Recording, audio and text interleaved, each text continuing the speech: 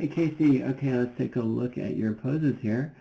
After a lot of playing around with my chosen pose and asking advice from others, I decided on straightening the screen left leg and create a stronger line of action. Okay, great.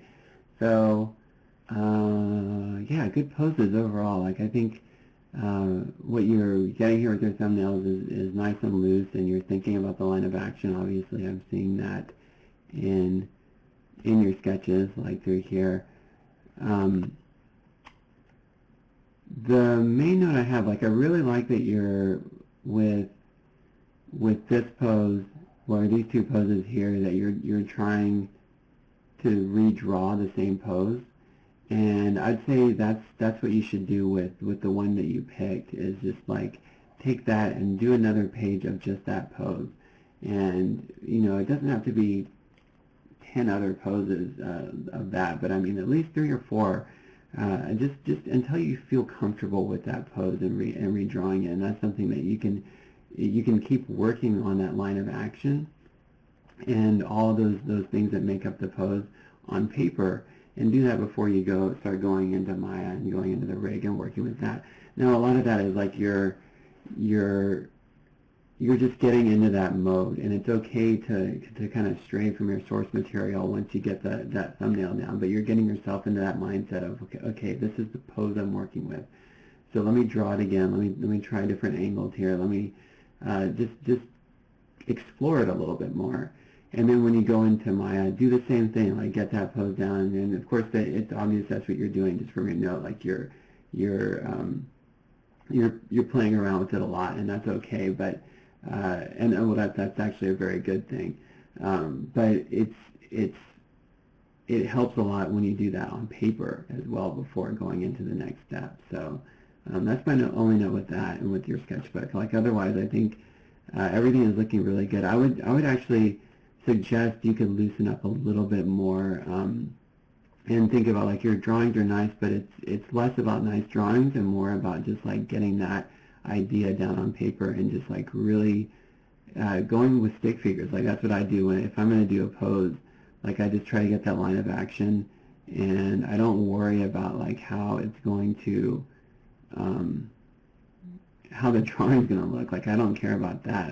I care more about like how my pose works overall, like how the silhouette works, and how, you know, I don't even know what I'm drawing here, but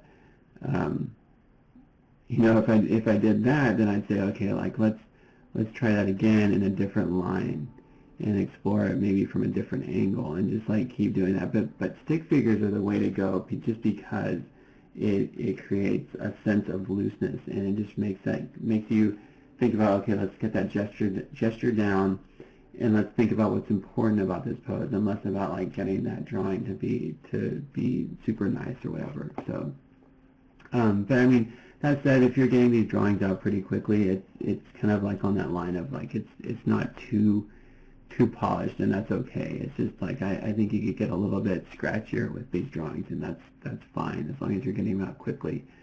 So let's go over to your pose here, and yeah, that looks good. I like that. So it definitely does have that strong line of action. I think that straight leg helps that. With the overall balance, and this is something that we'll learn as we explore poses on characters and everything, I think it's pretty good, but I would try to make a key pose a little bit more balanced, and just thinking about, like, unless the idea of the shot is that your character is about to fall over, then try to think about it as okay, if this is my storytelling pose, then it should be a little bit more balanced, and my character isn't going to fall over. So that said, you're close here, but one thing to think about is like where the weight is over what's keeping everything up, and what's keeping everything up is this foot. And so we want to maybe bring some of that weight back, and of course Stu's giant head kind of gets in the way of that sometimes, but what I would suggest is just like taking the cog controller and rotating it up back this way, like keeping it going that way. So we're just bringing the head and neck over that line of action a little bit more. And or I'm sorry, over that line of the weight line here, like this, and like bringing that neck to be like right around here in this area. So you're really getting a sense of more balance there over that weight. The rest of it is looking really good. I mean, I think one thing I really like that you did is keeping the curvature of the spine consistent along every segment. Like you're not bending one part too much over the other, because a lot of times that when students first grab a rig and they start messing with it, like that'll be the first thing I see, is that one area bends way too much than the other. You're keeping that, like you're thinking of the spine as one single unit, even though there's a bunch of different units that are bending. It bends together. And so, like if I'm doing this, there's going to be all those bends that happen, and they bend at approximately, of course, like this top part is bending more, but that there's a proportion to it that's happening, and you're getting that. And then the other thing I really like is that you're bringing that neck out. You're showing that with your character, because this pose is really big and really pronounced, and there's you know, you want to, your character's body is like really extended, and so we want to see that extension in the neck. So it looks like you took that what I told you guys in the Q&A, and took that translation, like actually translated the head up so we can see that neckline, because a lot of times that head, because it's so big, it'll stack on top of the neck and we won't see it. My only other note is that with the hands, I would say try less bending of the fingers.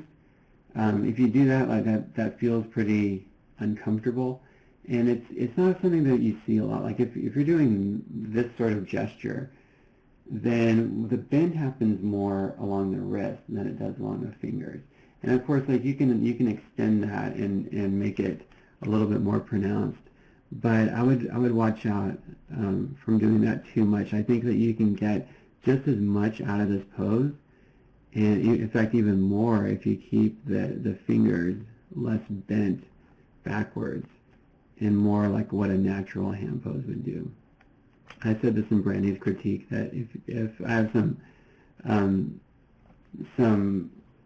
notes on going over hand poses, so if I don't go over it tomorrow, or if it looks like I'm not going, if I forget, please remind me, and I'll go over the hand poses and just clarify that a little bit more. But yeah, overall, a lot of that time, so like with this one I drew on this left hand, the fingers don't have to extend back, but with this one you could bring that wrist down, like rotate it down, and so you're getting that same sort of action and same sort of gesture, but just with hands that feel a little bit more natural. But you're using the wrist more than you are the fingers.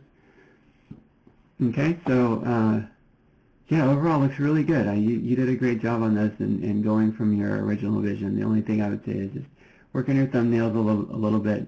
The pose that you pick in thumbnails, work on that a little bit more. Like do 3 or 4 versions. Do multiple versions of that one pose that you like. And just, yeah, think about the weight and the balance of the character.